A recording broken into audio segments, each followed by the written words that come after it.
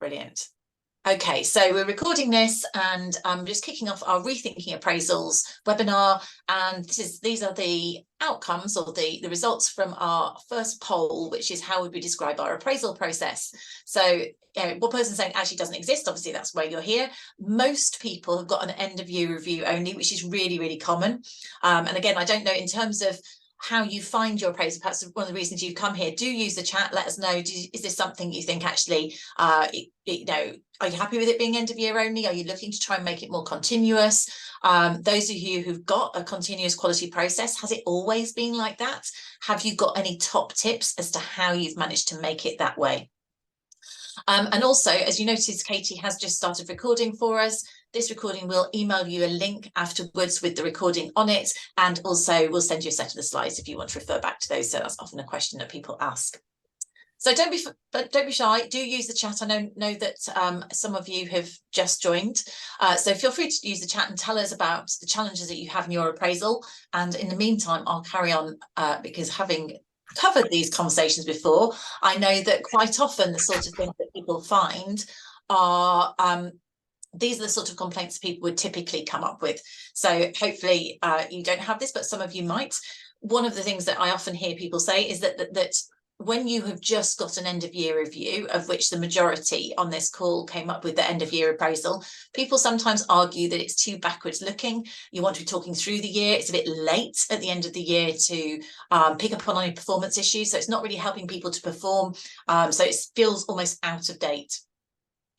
If you have something which, it's maybe, it is continuous or it's a little bit ad hoc, then people sometimes find, and this is sometimes one of the arguments that's posed against the continuous approach. So if people say, oh, we just do continuous conversations, is how do you get it to then culminate in something? So how do you culminate in whether it's reward or talent management? How do you get that to happen? Sometimes, again, the analytics appraisal, people feel that it's badly managed. It feels like a tick box, so they don't have a good experience of it. And there's certainly problems with that if it's not well managed, if it's disengaging. The purpose of an annual appraisal is to help people feel valued, help people to perform. So if they have a poor experience, it's actually it's worse in that respect. And sometimes in terms of things, is it disjointed? Is it relevant? Have I forgotten what I was talking about a year ago? So it just feels too long to go without having purposeful conversations. I think particularly, in this fast-moving society that we're in, that can be an ongoing problem if we just leave it as something just at annual. So those are the sort of complaints that you might have there. Do feel free, guys. I appreciate it. Apologies, those of you who had issues coming in. We had to refresh the link, so I know that's why people have landed a bit. We started slightly later, so welcome now you're here. In terms of those, and do feel free to put comments in the chat. I will keep an eye on the chat as we go through. So one of the things that I alluded to, if we look at the evidence about this, and this particular evidence here, it is undoubtedly an issue in terms of engagement. If we think that the appraisal really should be engaging, Professor Michael West did some research. It was a few years ago, but it was a large-scale research in the NHS, and they showed that a bad appraisal was actually worse than no appraisal. So the blue line there is a good quality appraisal, and you can see that overall the engagement made a big difference. They had a good quality appraisal. If they had a poor appraisal, i.e. they had a bad experience, you can see in almost all of those, it was worse in terms of engagement than having no appraisal at all. So we do want it to be a quality conversation. And that's one of the things, if you are having an end of year appraisal, making sure that its quality is key. And there is an argument that just having an end of year appraisal, because it can end up being this sort of, huge, long conversation, people, or worse, it becomes a bit of a tick box exercise that people aren't engaged with, then that's where the risk is of getting to a bad appraisal. Hence, we think about what can we do better? If we're going to rethink appraisal, how can we improve it or make it better? Now, my view, where we complain about appraisals or performance management, it's really less about the process. So actually, you could argue that almost any process is fine, as long as it is done well. It's well managed, so it's done consistently through your organisation, and it's delivered with quality conversations. So of course we could say, is moving to a culture of regular check-ins or continuous conversations, which you hear out there as the sort of, is that the panacea? Is that the silver bullet that's going to create engagement through our organisations? And again, a couple of you did say that you were already using continuous conversations. Do let me know, does that work for you in there? Are people motivated? Is it something that is consistently applied? Or are there issues that you find there with continuous conversations? And certainly the things that I have heard from the people that I've talked to about this who are trying to embed that kind of culture is there's the issue about how do you administer pay or career processes, talent processes. That can be an issue if you don't have a sort of natural start and finish to the cycle. And the other one is just making it purposeful. It can get quite wishy-washy. So people say, well, what do we talk about? Why are we getting together to have a continuous conversation? So people don't necessarily get underneath real quality performance conversations. It can become very tactical. So one of the differences I think you could argue between maybe an appraisal conversation and just regular one-to-one is a regular one-to-one is often just about the here and now, tasks. It doesn't tend to be longer term and strategic. So do you lose out on those strategic conversations? It all becomes very short term and tactical. So how do you get both? Because we do want continuous conversations, we do want one-to-ones, but you need to make sure you get that balance between short term and long term thinking.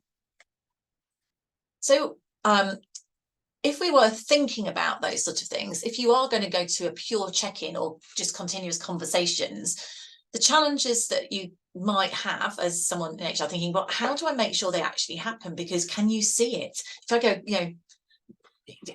go hither and do continuous conversations, will they actually happen?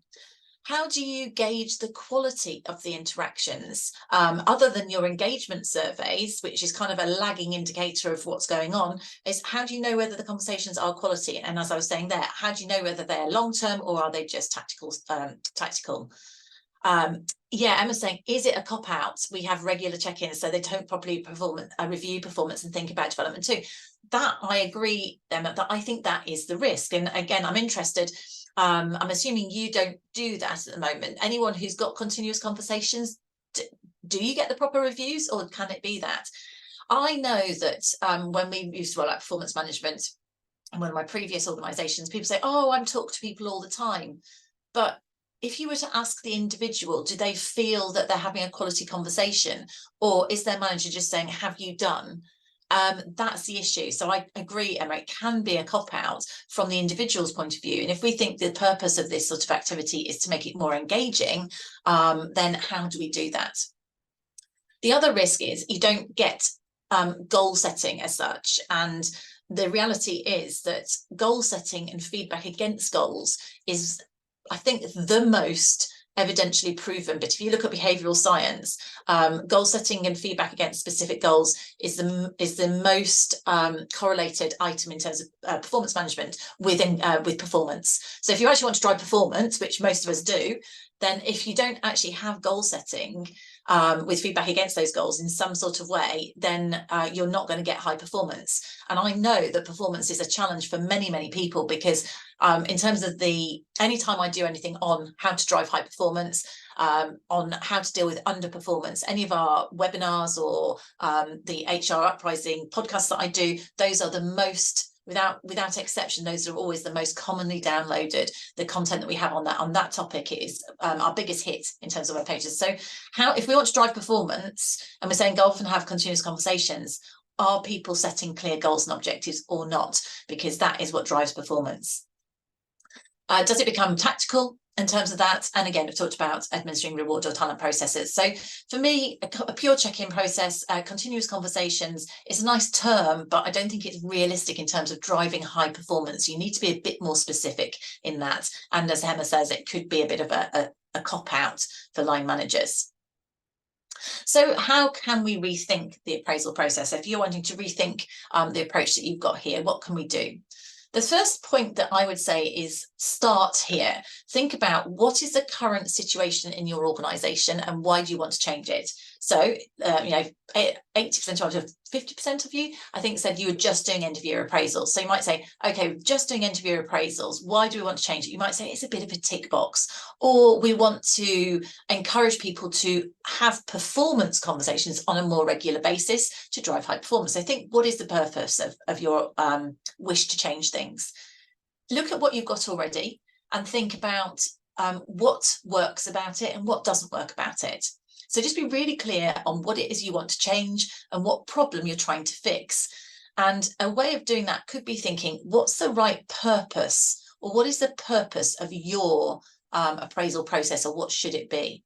So now some of you might have a purpose that I haven't got here, but I thought I'd give you the opportunity to think about this here.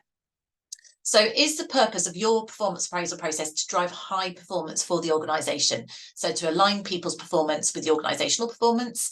Is it to align rewards? So do you have some sort of performance related pay or bonus that you want to align? So you need it to align with that. Is it about driving engagement? So you want people to feel loved and valued and have quality conversations? Or is it about retention? So you need to have the focus more on development and career opportunities.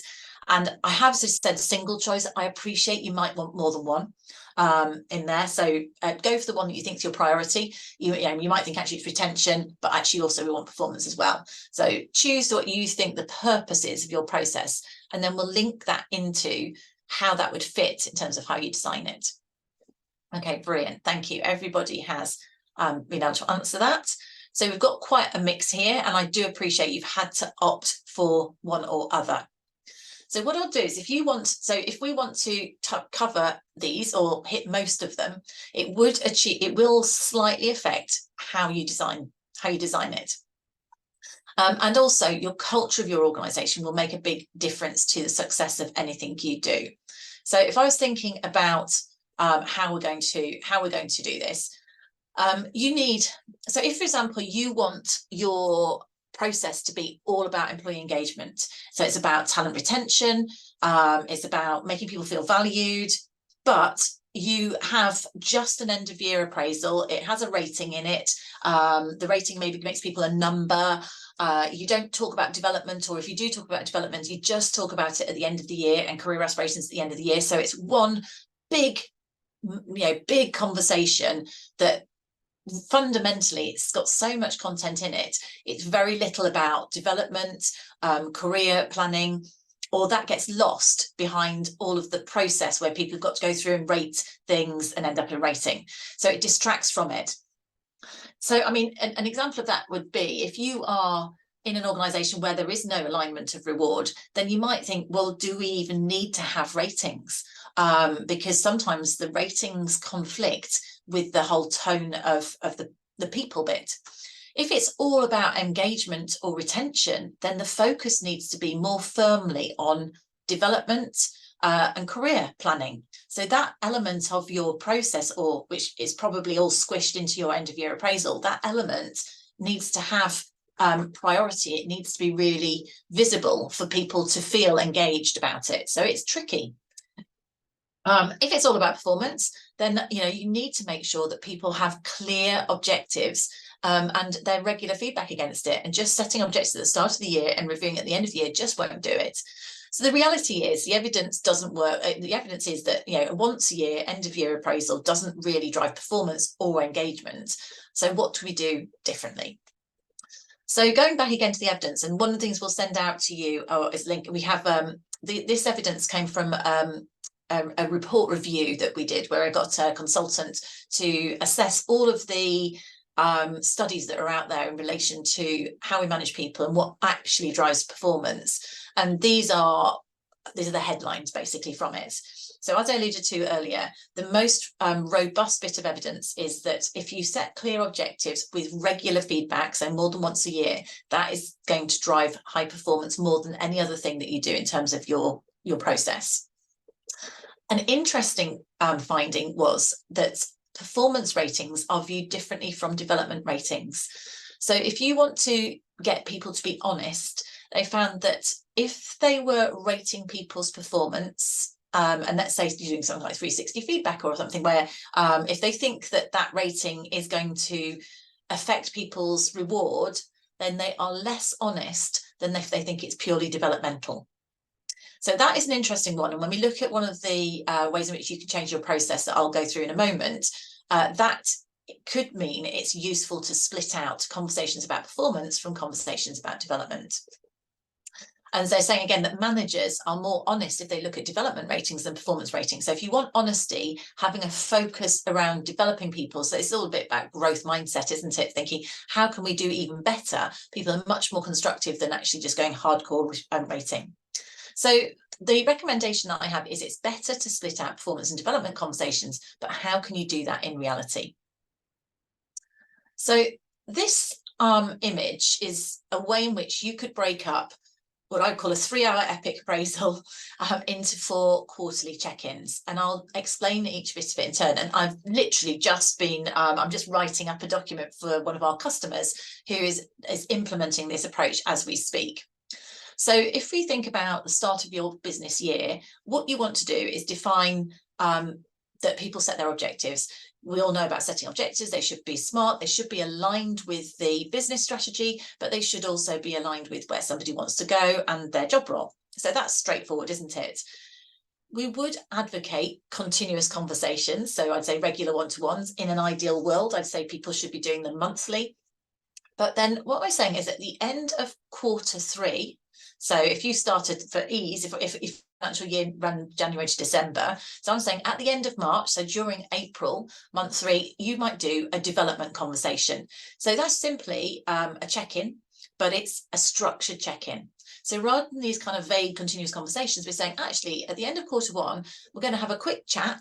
So it's still only a one-to-one, but it's a one-to-one with a purpose. And this is, we're going to say, okay, how are you doing against your objectives? Are you on track? Have you got any things that you're struggling with?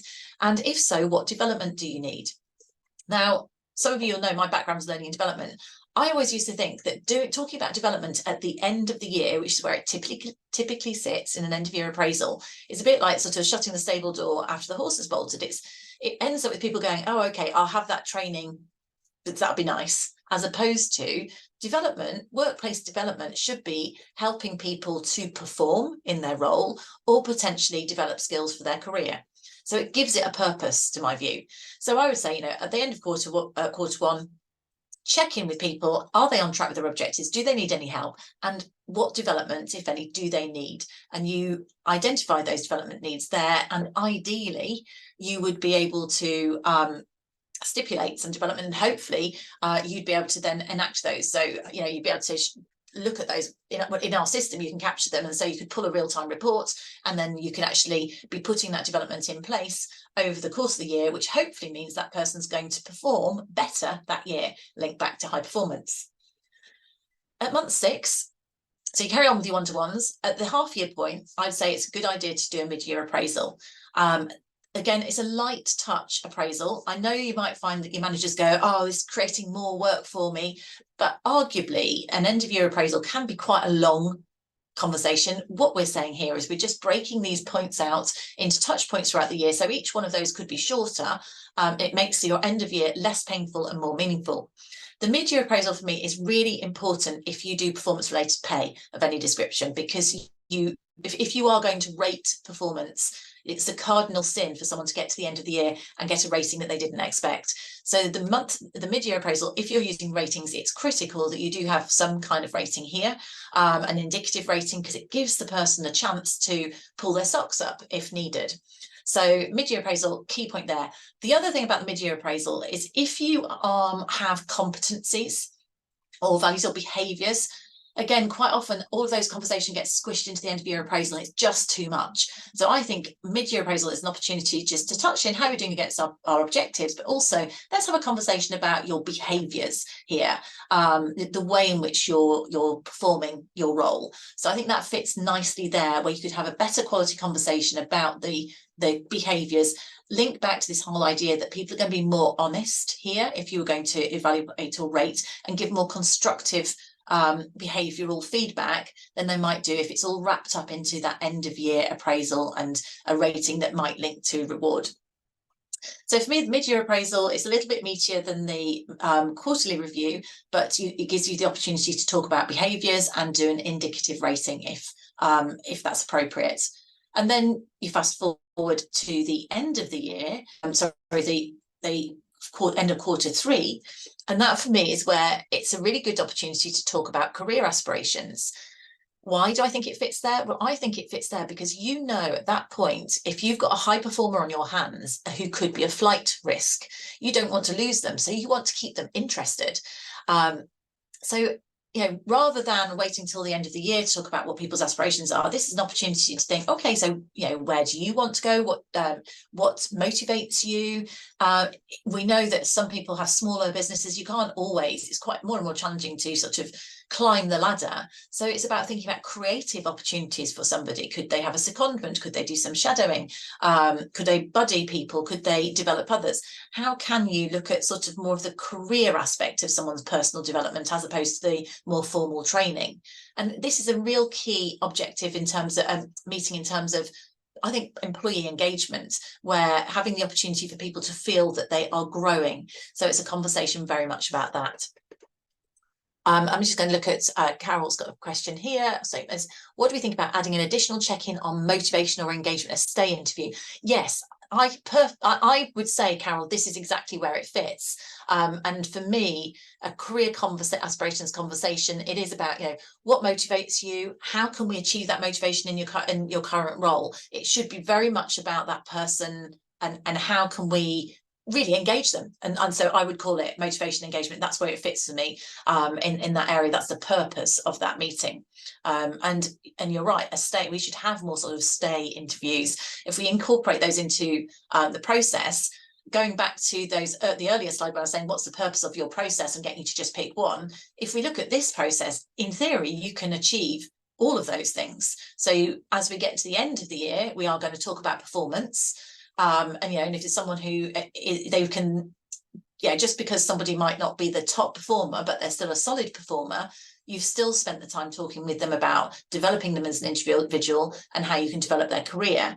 But you've had that conversation at a separate time. So each of these conversations have got their own separate focus, which hopefully means they are a better quality, more meaningful conversation. And you've had 4 meaningful, engaging conversations over the course of the year, as opposed to one almighty conversation where people, start to we've all been there, lose the will to live because it's so long and painful. So you're breaking it out.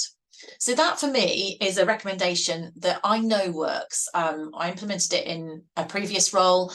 Countless of our customers have implemented it or a variation on it. An example of a variation might be higher education. So we work with lots of universities and they tend to, in the UK, use a sort of trimester approach. So they have 3, and think of schools as well, 3 terms over here. And what they tended to do is to amalgamate months 3 and 9, basically. So they talk about that, their career development piece, or the other one is they sometimes do the setting objectives and development in the same slot. But basically, they're still splitting it out and giving these 3 or 4 touch points a specific focus and giving it definition, which makes it more interesting, more motivational. So the key points really that I'm suggesting if you wanted to rethink your appraisal is think about the purpose of it. If you have multiple purposes, then that's even more of an argument, I'd say, in order to break it out. Consider breaking it out into 4 purposeful or 3 check-ins or mini reviews and defining what they are. In terms of development, I think it's really quite important to make sure that development isn't just an afterthought or a bit of a reward. Make it linked to achievement of objectives, skills or competencies, so it's got purpose. We talked earlier, make sure that thinking about ratings, if you are going to do ratings, remember that people are not always honest with ratings, certainly not if they think they link to rewards, so they are probably better kept separate. If you really want to get objectivity about something like how someone is behaving around around behaviours or values, then you could consider using something like a 360 feedback tool, but use it for development. I would certainly think it works well for development as opposed to measuring performance. If you're using ratings, think about the terminology of them and the timing of them. So you don't want them to be surprises. So you should definitely have a mid-year rating if you are going to use them at the end. Also think about the language that you use in a rating. So, you know, sometimes they have, I hate seeing things like average, you know, in rating. Make it positive. So you might call it an achievement rating, and, you know, say fully achieved, or just make sure the language and the terminology is all constructive and motivational for people, particularly if you want them to be honest in there. So think about that language. I've got a white paper called To Rate or Not to Rate. So again, if any of you need these sort of things, let us know. I can send these out to you. And I think the main point that I believe in is that, sorry, Emma, I'll answer your question. The main point that I believe is, it's all very well saying continuous conversations, but to me, I just don't think it's realistic. Having been in HR for lots of years, if you are not crystal clear about what you expect people to do, about the expectations, then the reality is the point of least resistance is to do nothing. So people will just have waffly one-to-ones, if at all. If you want to make sure that you have a very clear process and you achieve all of those things, you need to tell people what's expected by when. And so I believe that you need to say when things need to be done by, and you need to measure whether it happens or not. Otherwise, it just doesn't happen. It's all nice to think that managers will find the time to manage their people without setting those sort of expectations, but in the real world, I just don't think it happens. For my pen's worth on it. So sorry, yes, Emma, so I brushed over the end of the year. So I would say that month 12, it does wrap all of the touch points into a final session, but you wouldn't really, I would expect you to say at the end of the year, you're going to focus on performance predominantly. You are going to say, have you achieved your objectives overall, yes or no? You might say, have you done your development actions? You might just wrap up, say, did we do the development actions that we agreed? And actually, if we didn't, why not? And maybe that might link to someone's performance. I wouldn't necessarily go into the career piece again in terms of that, because you've had that conversation a quarter before. So what you don't want to do is do all those things throughout the year and then do them again at the end of year appraisal. That's not to say that you don't touch on something if it's still current or if it needs to be done. I mean, for me, in terms of development actions, if you are thinking about holding people accountable, which I'm a real advocate of, then I would want to say, so, we agreed that you were going to develop yourself in this certain way, you were going to nominate yourself for this course, or you were going to do some self-study or whichever. I might have agreed an action with a member of my team, and then it gets to the end of the year and they haven't done it. Well, I'm not going to think they're performing, they can't be bothered to develop themselves. Then are they a high performer? That would be an interesting point. Of course, those are four touch points. In an ideal world, I'd be picking it up at a one-to-one. So a really engaged manager would be saying, hang on, have you done it? Have you done those things? You'd be talking on a regular basis about those things. You would have touched on it already, rather than get to the end. So my view is the end of year appraisal should be kind of a culmination, because you've been talking throughout the year, because you've had those dedicated meetings. You don't need to then go back and go through development all over again too much. And also you get end of year appraisal and probably want to look forward, set your objectives for next year. So hopefully it's a lot of that conversation has been happening and it's quite a natural culmination. So I'm not saying don't do them, but I would say don't labour them, because you've had quality conversations about them. And I would see the end of year appraisal as predominantly performance as opposed to the others. If anyone else got any other questions, that's my final slide. I was going to share what we've got coming forward. So do feel free to ask other questions. Is this something that you think you could use? Do any of you do something like this in terms of those?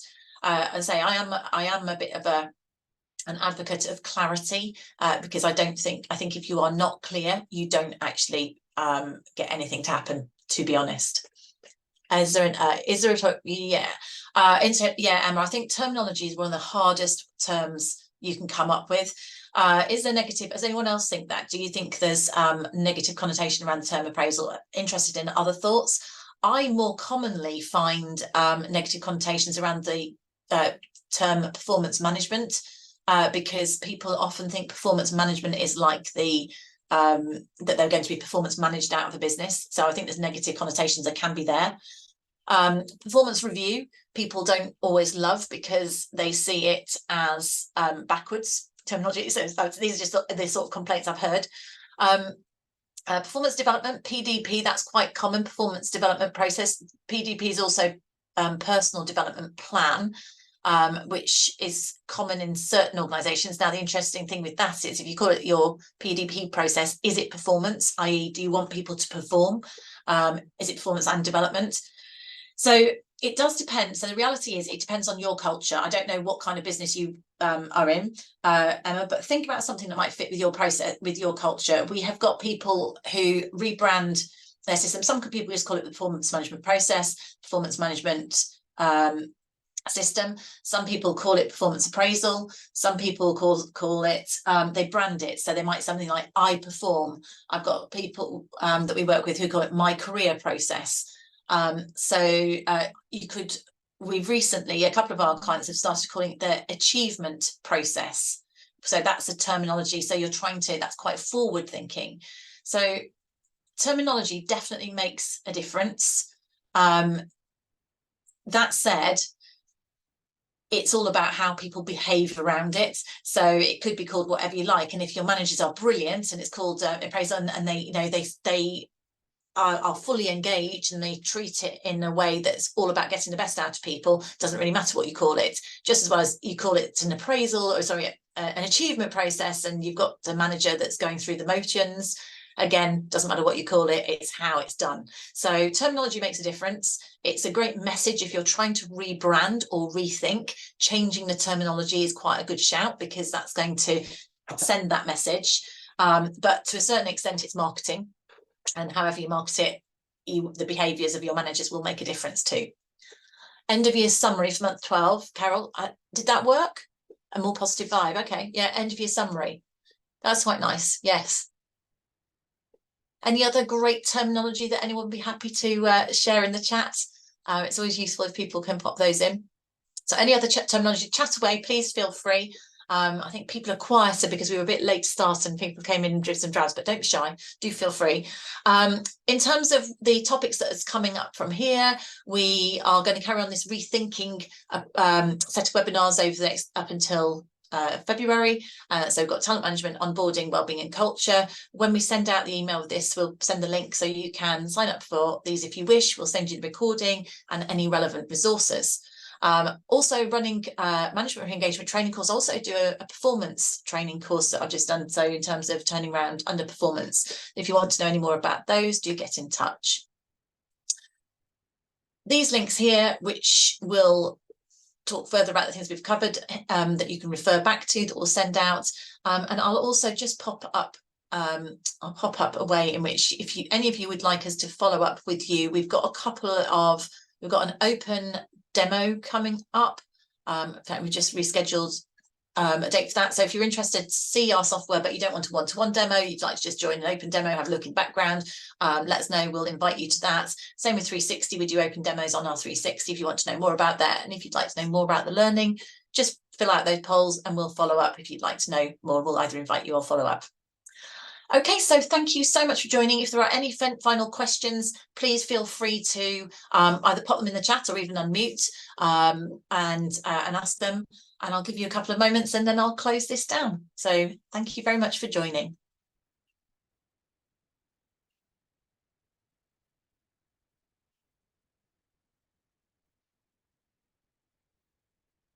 Thanks, Emma. Really, thanks for your interaction. Yes, Jude, you will get the slides and a link to the recording, so that will come out automatically.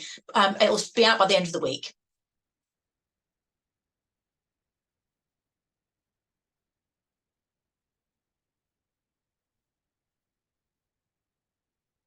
Right, I shall stop this.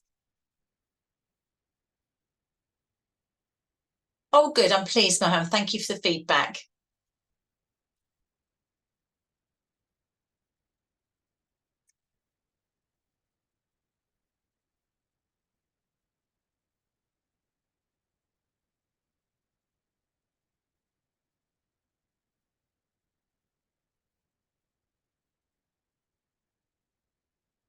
Okay, I'll end it, Katie. Okay.